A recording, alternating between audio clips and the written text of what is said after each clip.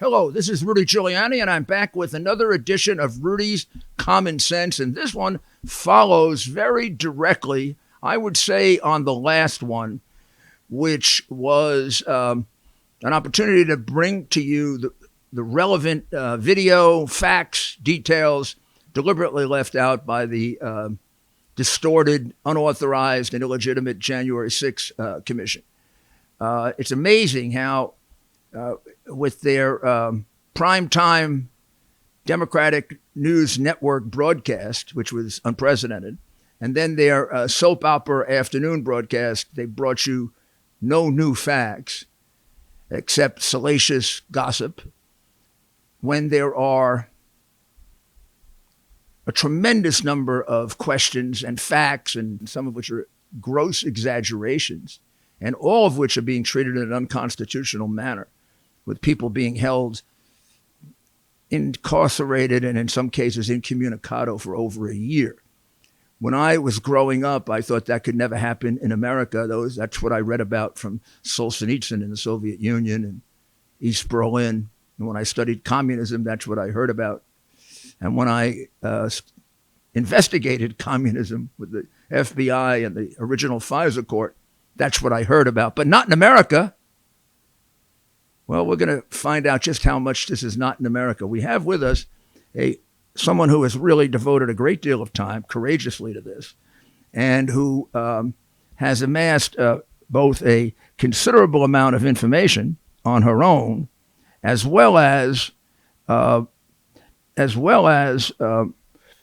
documentary evidence and evidence that comes from pure facts. I mean, the difference between us and our, should we call them adversaries, is that we back what we say up with facts.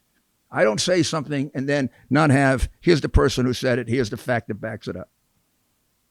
They back it up with lies. Well, Cara Castronuova is a co-founder of CAP, C-A-P-P. That's Citizens Against Political Persecution. By the way, all citizens should be against political persecution. And the People's January 6th Commission. She's an activist, investigative reporter, and journalist, a two-time boxing champion. She's a celebrity fitness trainer.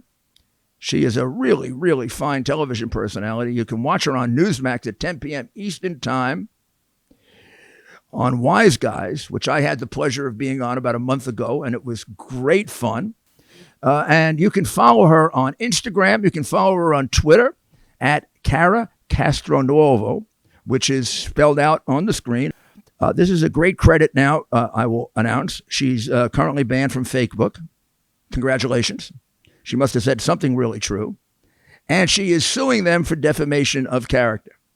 And you can contact her. Again, this will be on the screen at Cara Castronuova at yahoo.com, or via the CAP website, which is www.citizens.app.us, or www.caracastronuova.com. www.caracastronuova.com. Plenty of ways to reach her.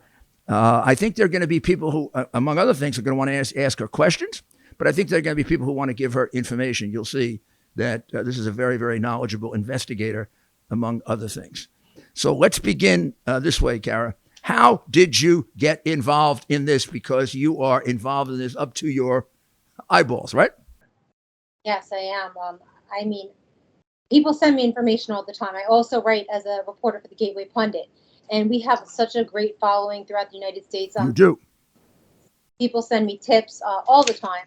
But the way I really got into this whole January 6th investigative stuff was, I was at January 6th, and my experience, what I saw was very different than what the news portrayed. And so I was very much affected by it directly, because I lost a lot of friends afterwards that found out I was there that day.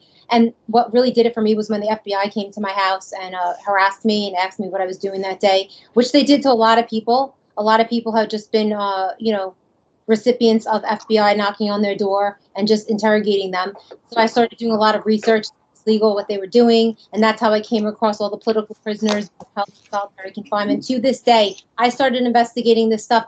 I'd say last April of the year prior. So it's been now over a year and a couple of months. And I came across these prisoners thinking to myself then, I can't believe there's guys in solitary confinement being held pre-trial for misdemeanors in the United States, and they're still in jail to this day. So I started investigating a lot of stuff, including the 4 deaths that happened that day, Ashley Babbitt being one of them, Rosanne Boyland being another, Kevin Greason and Benjamin Phillips, the 2 gentlemen that nobody really talks about. Well, I mean, actually, I would say at best, the general public is aware of the first one, Ashley Babbitt. To some extent, Boyland, but the other 2 are largely unknown, correct? Well, it's so hard to get Boyland's name out there. I was the person who really broke it along with Jim Potts on Gateway Pundit and someone named Gary McBride. We found the video that we're going to show you. It was actually playing on Mika and Joe's show on MSNBC, and they didn't even see what was in their own video. The video is playing, and they're saying, look at these horrible Trump supporters beating up cops. And then you look closely and you're like, oh my God, that's a woman getting beaten there in the corner view.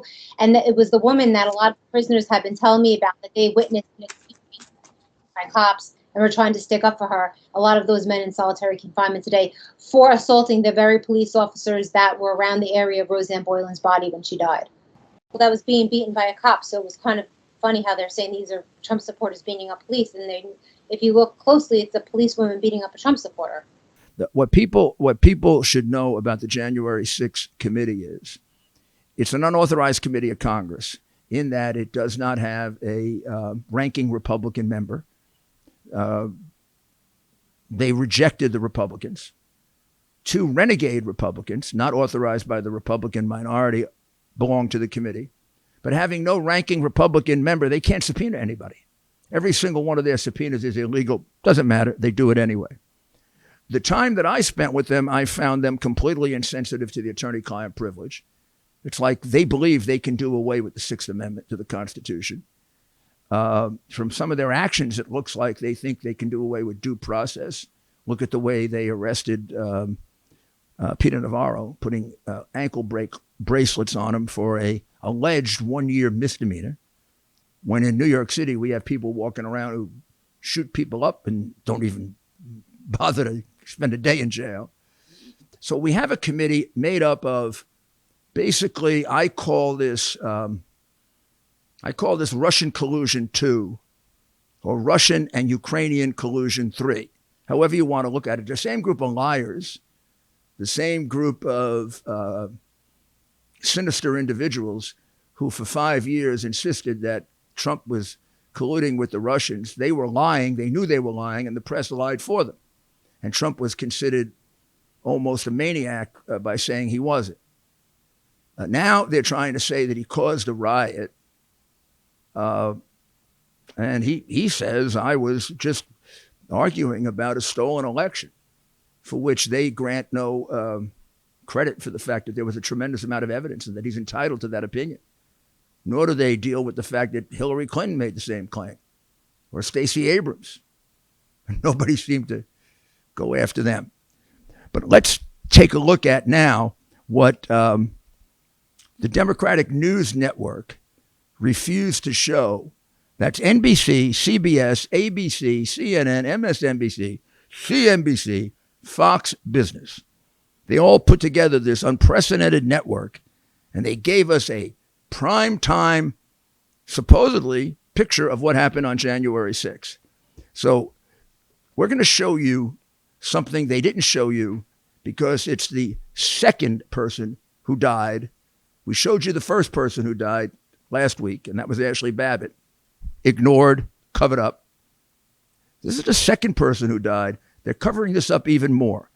And I'd like Cara to take us through it because there are a few videos of this. Okay, so basically this is the video that we spoke of that was on Mika and Joe Scarborough's show. That's why it says FBI releases new video of officers dragged into crowd. And you could see that if you look and you have to slow it down, you could see the officer is beating Lila. Is that where we see the red arrow? So the red arrow is pointing to the stick coming down, and there's better footage that has emerged since then. This was the first clip that we got. of the officer beating Rosanne Boyland. So you can see she's laying there unconscious. There's a gentleman in a blue shirt in the corner, which is her best friend, witnessing this whole thing. And she's just cracking her with a stick over the head and in the body. And then as we go down further, do you see the blue arrow? I do.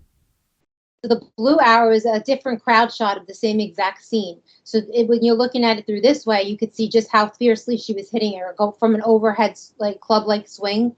So she's coming down on her very viciously. So you could see there her coming down, beating her, very, very much as if she was trying to fight her, as if she was some sort of threat. She's not a threat. She's laying there unconscious. Yeah. What had she done anything before that to justify this kind of severe beating? I very much highly doubt it. We have some footage of her now, but it's not available to the public. I have seen it, of her walking up to the front, and that's really it. I don't know why this woman decided to beat a harmless woman. There were plenty of men there that she could have attacked, I guess, that were conscious. But for her to beat a woman who was unconscious is very scary. Now, there's a point, Cara. There's a point where she's on the ground, right? She's on the ground the whole time she's getting beaten. But then there's a point where it seems like, does she get up because they're beating someone else toward the end of the video, where we see the yellow arrows? That's just her beating the same person, and then it kind of stops. It's her. It's the whole time. It's Rosanne. The guy in the red hat has a shirt on it that says sheriff. I always use him as a marker. She looks like where we see the yellow arrows and the person being beaten. She hits her 5 times until the stick actually breaks. And then that's when, at that point, the other protesters, the Trump supporters, start administering CPR and trying to help her. So this is the scene when she's actually getting beaten.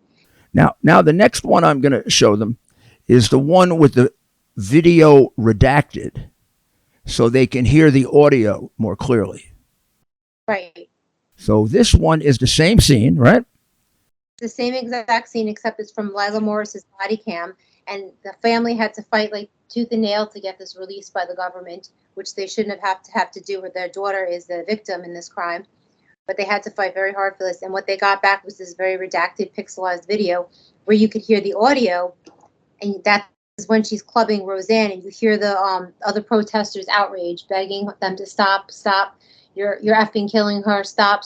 It doesn't have to be this way. And this is kind of what led up to a lot of the police violence in that little corner of the Capitol that a lot of guys are still in jail for before trial.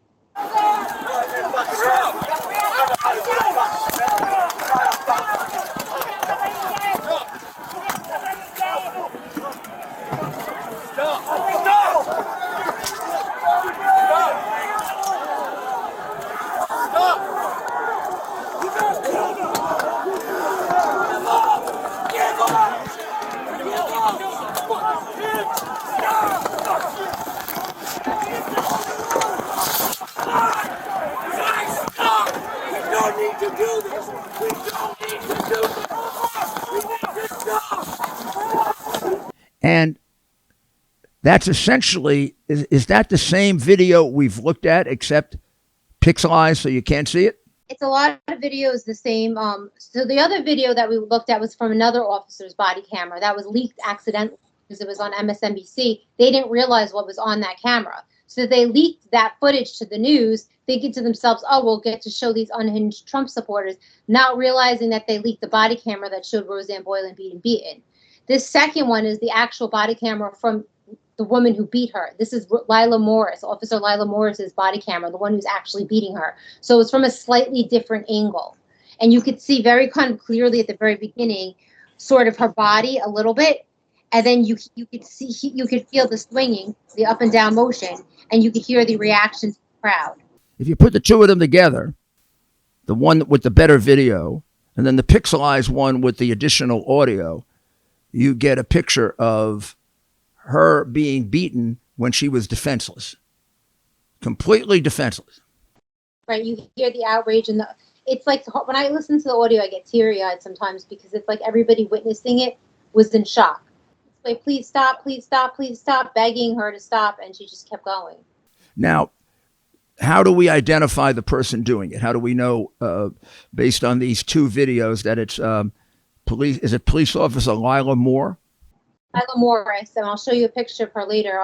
We have a picture. I actually identified her along with my friend Gary McBride. He provided a zoom-in shot of her helmet. We zoomed into her helmet in a different scene, and I called the police station down there and figured out exactly who she was, so that the family would be able to ask for these body cameras. Was she the primary? Was she the primary one?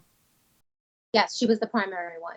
But the other officers there were accused of pepper spraying the crowd, beating the crowd, and knocking down other people. But she's the primary one that was hitting Rosanne Boyland. Now we'll go to one that's called the Gold Crest video, and that tell me about that one. This one is shot by Nick Quested, who was a January 6th trial hearings. He was at the hearings on the first day as like one of their star witnesses, and they were bragging about that they were going to show never before seen footage from his movie camera. He had a 6K camera there with 3 other cameramen. Yet he said he was there to shoot a documentary. He got all the best footage, yet no documentary was ever released, which is very fishy to me. But he had some amazing, crystal clear footage of Rosanne Boyland, of Ashley Babbitt, possibly the other 2 deaths. We don't know, because what they showed us at the committee hearing was just pieces making Trump supporters basically look unhinged, not showing in context. Particularly the footage that was near Rosanne Boyland at the West Capitol. The people there were yelling at cops. They were screaming at cops.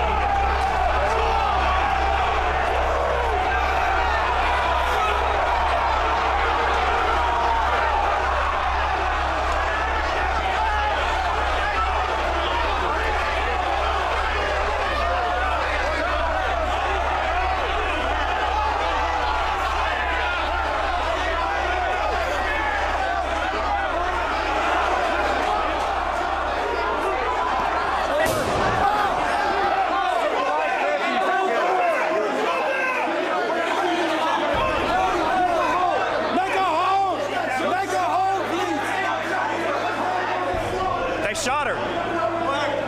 One of the girls in the front, unarmed, and they shot her. Yeah, she's dead on the ground, it looks like. She's on the ground. You guys should be fucking ashamed of yourself. What the fuck is wrong with you? What the fuck is wrong with you? Are you guys fucking kidding me? Piece of fucking shit, look at you. Bro, are you kidding me? Are you kidding me? She's fucking dead, you piece of shit. She's fucking dead.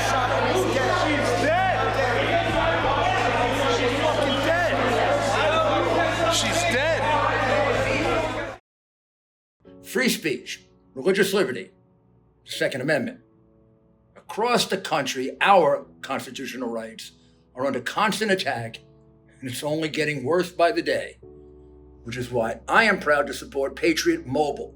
They're not just America's only Christian conservative cell phone provider. They are one of the few companies fighting back. They offer the same nationwide coverage as the major carriers. So you get the same great service, plus the peace of mind that your money is combating the left's attempt to silence us. Patriot Mobile has plans to fit any budget, and their 100% US-based customer support team provides exceptional customer support. Patriot Mobile shares our values and supports organizations fighting for religious freedom, constitutional rights, the sanctity of life, and our veteran and first responders. Go to patriotmobile.com/Rudy or call 972-PATRIOT. Get free activation with the offer code RUDY. Veterans and first responders save even more, so make the switch today. Between the left, the media, and the rhinos, we need to fight back. PatriotMobile.com/Rudy. PatriotMobile.com/Rudy or call 972-PATRIOT. So they showed an edited version of the Goldcrest videos. Very, very edited to fit their narrative, not showing anything in context. What we see, I'm looking at it right now. I'll put the sound down. But what we see is, what are we looking at the gold when we look at the Goldcrest? What we see here? That Rosanne Boyland was being beaten, and that two others were being beaten, and we're just looking at the crowd's reaction, but you can't see them underneath there, but they're there. And then eventually you'll see them pull Rosanne's body out, and you'll see them giving her CPR. So while the beating is going on, now we see the CPR. But when the beating was going on, you can't tell quite what they're beating, and then you see her body underneath. Right. And there's other video of another man, an African-American man who's unconscious, being pulled out as well. And I'll show you that next time. But there's video of him and her, who he's a witness now, and he's very outspoken. And he says he was at the bottom of the pile holding hands with her. He went unconscious. He credits Jake Lang, who's in solitary confinement to this day, for saving his life, for pulling him out of the pile. He also the same gentleman tried to pull Rosanne out of the pile, but she was just too heavy because she was underneath too many people. So that's what that video is. Were the police aware that she was there? And they were aware that she was there. They didn't care. They kept, tear gassing the crowd. Anybody that tried to help her, they would just continue to beat and tear gas. They weren't administering any help to her at all. They didn't care. They were just standing there with their shields and tear gassing people. Anybody that tried to get close to Rosanne to save her life or to help her, seeing that she was in distress, which a lot of these guys were military, former police themselves, it's just in their nature to see a woman on the ground, I want to help her. They were not allowed to help her. And that's kind of what caused all that animosity and outrage at that West Capitol entrance. That really, I always said to myself, these are back the blue guys, these are former military. What would make them so mad that they would start, throwing things at police, swinging flagpoles at police? And then, as time progressed and videos emerged, it became very obvious that they were reacting to something that happened in that moment, that it was not a premeditated insurrection. It was a group of emotional people reacting to the beating of a woman and the death of a woman and the beating of other fellow Americans by police. Now, there was also evidence there of CPR being administered. Isn't that correct? Yes, there's another video, and that one's actually my favorite video because you could see the pure emotion. Is that the one with the flag? Yes, there's a flag and it's underneath an arc. To the audio on that, and then you could see these guys. You could hear the animosity for the police in this. Yes, we see it now. The flag is still standing, and people are coming in. And where is she? You'll see her on the ground in a second. The guy with the aviator hat is doing CPR on her. You can see the man sort of in the middle of the frame doing CPR. Now you see him clearly. And now you see the man in a red hat being pulled away. He's in jail in solitary confinement. It's January 6th. Do the police attempt to help her? The guys carry him into the police. You can see the guy in the orange jacket is like, please take her. And they give her to the police, and the police drag her off. And now you could listen to the Trump supporters reacting to the cops like they saw what they saw. They're in disbelief. If you listen to them, one guy throws something at a cop. I believe he's in jail for throwing that thing at a cop for assaulting police. So it's a very high charge. But they, like I said, I wouldn't throw something at a police officer, but it's more in context after you see what they were experiencing. In other words, it's extenuating circumstances. Then after that, there's the continued... just keep tear gassing them and egging, agitating them. And then, these guys are already fired up because they just witnessed somebody get killed by the cops. So they're already fired up and winging things at the cops. The cops is tear gassing them. So the situation has escalated. And It's not one-sided. There's way more to the story, which the committee is not telling you, which is, if somebody witnesses the death of a fellow citizen, they're going to be fired up and cursing out cops. That's just human nature. But they didn't show any of that. They didn't show any of this footage. They just basically showed the guys that were in this area acting unhinged, but not explaining why they were acting the way that they were. Now, who is she? Tell us a little about her. So she's from Georgia, a very beloved woman. I'm not kidding when I tell you her family really loved her. She lived with her parents. So we're showing that video now. There are pictures of three children, is it? Yeah, those are her nieces. That must be her parents. We see her with her parents. Prior, we saw her catching a fish.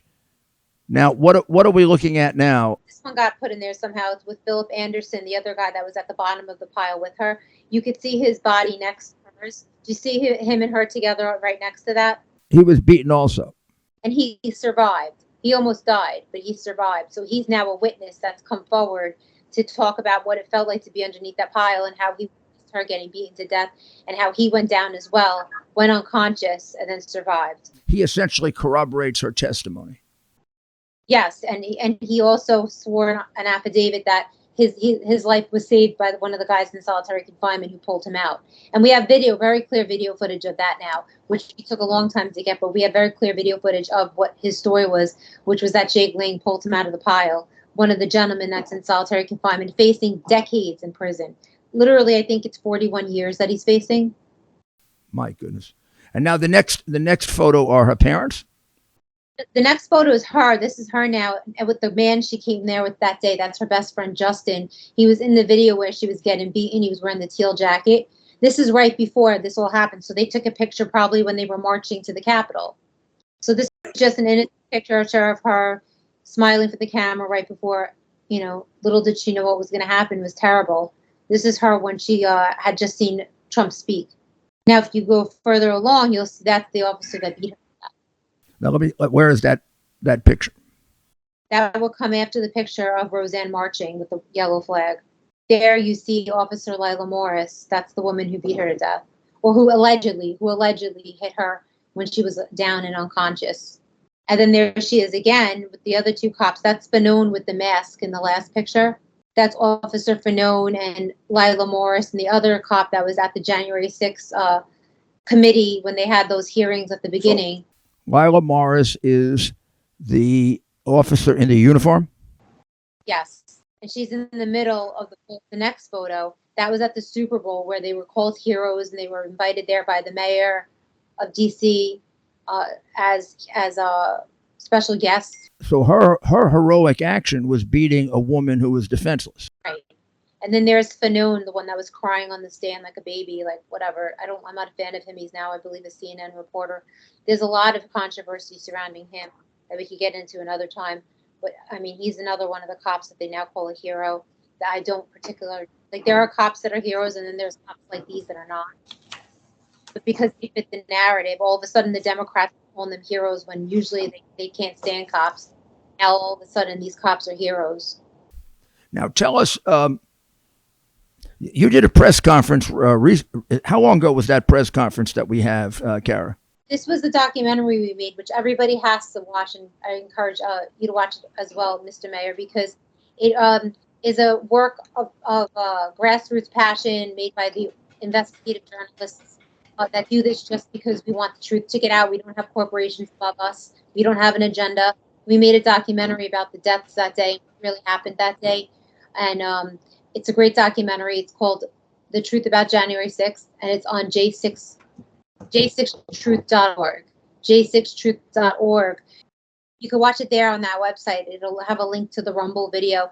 I think we're up to almost 600,000 views now, just for being we have no network behind us, nothing. It's just like something that's been passed around word of mouth, which talks about Ashley Babbitt. It talks about Rosanne Boyland. It talks about the two men that died. It talks about the Capitol Police brutality. It talks about the political prisoners. It talks about the entrapment where people were let in and then arrested later on after they were let in. It shows some of the entrance points where people were literally let in by police. We're going to play right now a 2-minute segment from it. It's the nature of your describing it.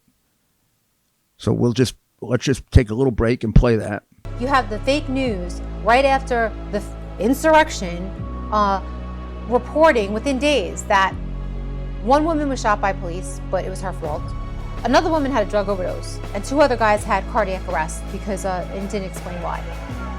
Well, fast forward a year and a half till now, and so much more information has come out on those people's deaths, and that's documented. Video, Freedom of Information Acts that were filed that got more information out, and the mainstream media has not yet gone back to retract what they said originally. There's video footage of the 2 men who had cardiac arrest that day actually being hit by flash bombs.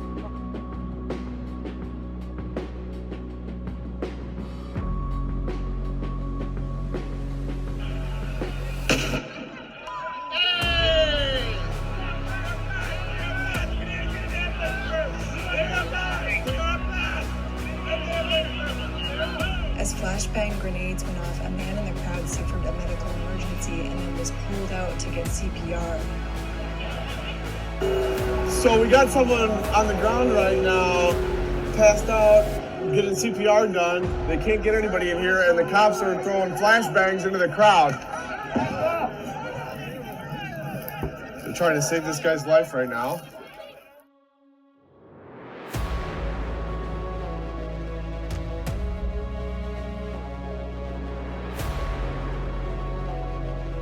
It wasn't like they were banging these guys that were walking in or even like right on the perimeter. These are 2 guys that were pretty far from the Capitol that just happened to be in the path of a flashbang.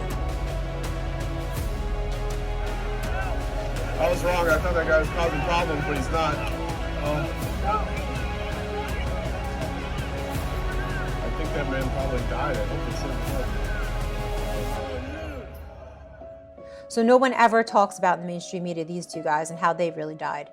If you Google their names for the rest of time, unless it's changed and we get the narrative changed, it'll just say that they had cardiac arrests at a Trump rally. The mainstream media actually started a rumor that one of them tased themselves to death. Think your homeowner's insurance covers home title fraud? Think again. And neither does your common identity theft program. The FBI calls home title fraud one of the fastest growing crimes, which is why you need to go to HomeTitleLock.com, America's leader in home title protection. Here's the problem. The deed to your home is the only document that proves you own it. And the deeds to all of our homes now are online. In minutes, a criminal can find and forge your name off the deed to your home and refile as the new owner. Like Jeff, who spent a fortune in legal fees after a thief forged himself onto the deed to Jeff's home and took out loans. Jeff didn't have home title lock then. He does now. Or Deborah, who thought our common identity theft service would protect her. Then a criminal got onto the deed to a home and had her evicted. Deborah has home title lock now. HomeTitleLock.com is your peace of mind, and the deed to your home is protected. Visit HomeTitleLock.com. HomeTitleLock.com. Welcome back. Well, so that's just a description of a documentary called The Truth About January 6th. Just a lot of people that were very upset that day. But a lot of it had to do with the police completely antagonizing the crowd, lobbing grenades out into the crowd, smoke grenades, flashbang grenades, pepper spraying the crowd, shooting rubber bullets into the crowd, getting the crowd so riled up. You know, it was almost like entrapment, inviting them into the building. Then basically, you know, after they were in the building, it was too late. Now they're caught on the building on video forever, and they can arrest those people. They still are. So did you get the impression that there was a form of entrapment going on? After reviewing everything later, yes, I did. There had to have been. I mean, the Capitol, I'm assuming, is one of the most secure places to. I don't think that these are just normal protesters. The fact that they got into the Capitol, I don't think that was because of their own, you know, because they were smart enough or strong enough to get into the Capitol without assistance, whether it be, in my opinion, by FBI, by Antifa people breaking in, or just because they wanted that to happen. Like the security was low that day for a reason. There was very little security around the Capitol. People were able to walk into open doors. and certain people were allowed in, and certain people broke in. Do you have any idea what the breakdown is? 50% were broke in, 50% walked in, or? I'd say that 75% of people walked in, because the people that broke into doors, like the people that walked in after, had no idea that it was a broken door. They just came along like with their cameras and their selfie sticks. Oh, wow. There were a couple of actors that broke into windows, and there's been a lot of documentation and a lot of speculation that those were federal agents or Antifa people, because they just were very their method was very FBI-like, right? You know what I'm saying? They were so good at what they were doing, the way that they broke the window and did it in such a concise manner, then went in. It doesn't seem like this is something a normal person would know how to do. So once the window was broken and then they jump in the window, they open the door, everybody comes in and nobody knows that they're coming. After the first 10 people are just walking in, assuming that the door has been opened for them. So the majority of people there that day were under the impression that they were allowed to walk in. A lot of doors were opened for them. And I think the ones that were broken into, they had no idea that they were broken into. And police didn't try to stop them when they came in. So far, let's keep the audience on track, because we're going to continue to follow this in future episodes. The first murder that took place there, homicide, whatever you want to call it, I would call it a homicide.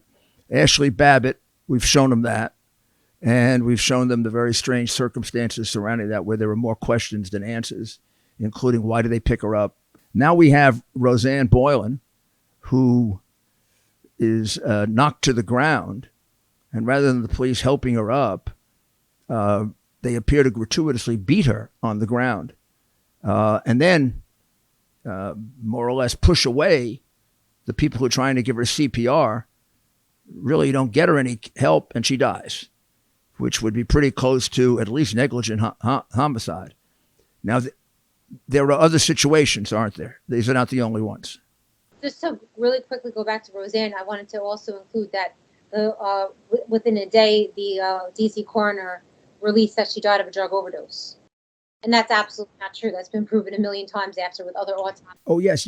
Please point that out. So the day after, the coroner released that she died of a drug overdose. Shortly, at first they said she was trampled by Trump supporters. Then it turned into she died of a methamphetamine overdose. And they were trying to imply that it might have been fentanyl. And that really hurt her family, because they knew she was clean. She had, when she was much younger, had a drug problem, but now she's a drug counselor. And she was a very loved drug counselor in her town. Like, she literally focused her life around getting people clean. So then now to open every newspaper and to Google their daughter's name and see it's now being said she had a drug overdose was something that they really, really couldn't handle. It was something that bothered them, and they really resent the media for that, as any family would. But since then, they've sued to do another autopsy, and they were able to obtain more reports that show that she actually did not die of a drug overdose. She had a very small amount of Adderall in her system and caffeine, and that she died from breathing in all the pepper spray and the tear gas, probably at the bottom of the pile, also from blunt trauma. So there's a couple causes of death. I don't think they've been able to nail it on one or two things, but they're able to say with definite assurity that she did not die of a drug overdose. And if you Google her name right now, I guarantee it says she died of a drug overdose. Well, I mean, this is consistent with the other things they did. There seemed to be a desire to take whatever was happening here and make it much, much worse than it actually was when you look at the footage, or to show the balance between who was instigating and how much the Trump people might have been instigated by other people. Right. Well, it's unbalanced in their favor. You know, they like they said during the trial, you heard them, 2 officers that were killed. I mean, I don't even know how they could say that. It's a blatant lie. Sicknick was it was proven, like you said, was not killed on January 6th he died of unrelated causes. And then who's this other mysterious officer they're talking about? I know some officers had committed suicide after, but how are they? The way that they imply is that was because somehow due to January 6th, when they don't have proof of that. And even if so, they have no right to say that was a death that happened that day. And then they basically it's like a smack into the face of the families who actually did lose people, the protesters that died, the 4 protesters that died. They don't mention, but they mention these 2 imaginary cops that died that day that did not die that day because of January 6th causes. So you not only do you have Rosanne and Ashley, but you have Benjamin Phillips and you have Kevin Greason, who more and more information is starting to emerge about in videos. We're going to take them up in another episode, and then we're going to do one that covers the whole situation, because January 6th committee, I don't know, it could match the Russian collusion investigation for dishonesty and for an attempt to frame innocent people. I mean, they've already put, we haven't had a chance, and we will next time, to talk about the outrageous amount of time that people have been kept in jail for misdemeanors and never given a trial. 13 months, 14 months, and some of them are in a form of solitary confinement. Isn't that correct?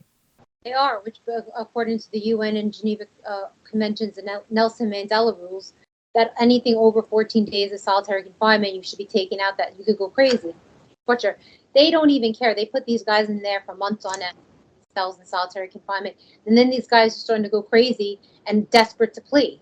And that's what they want. And then you heard them announcing on the January 6th hearings, we have a number of men who have pleaded guilty to doing this. They pleaded guilty under complete duress and torture. They can't even, the fact that they hold those facts to be true, that these men pled guilty to these crimes, knowing that they were torturing them, is crazy to me. Let's not draw a conclusion right now. I think I know your conclusion. Let's cover the other two and the whole overview, and then see if we can make some sense out of what this is about. I mean, I guess we're not hiding anything by saying we both suspect that this is completely political and intended to affect the 2022 and 2024 elections, and a further extension of the Kill Trump program by any means possible. I call this Russian collusion 2, or Russian collusion, Ukrainian corruption 3, because this is the third attempt to try to destroy him with false evidence. And we've got to let the American people know, because it's being hidden from them. And it's like we live in a communist state. Well, the scary part, too, is there's so many American citizens that are wrapped into this, like guys that are Proud Boys and Oath Keepers. They're literally they're the fall guys for this whole thing. They're charged with conspiracy, seditious conspiracy, and there's no facts to back that whatsoever. I know this for a fact. I've done so much research on it. What they're saying that they did, which was quote unquote sort of collude with Trump in a 7-point plan, according to Cheney, to overturn the election results, is just completely fiction.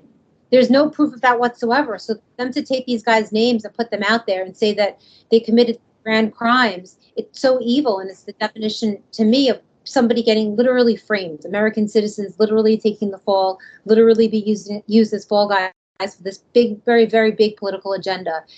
Committee is the one that has to be investigated. They're the ones who need to be.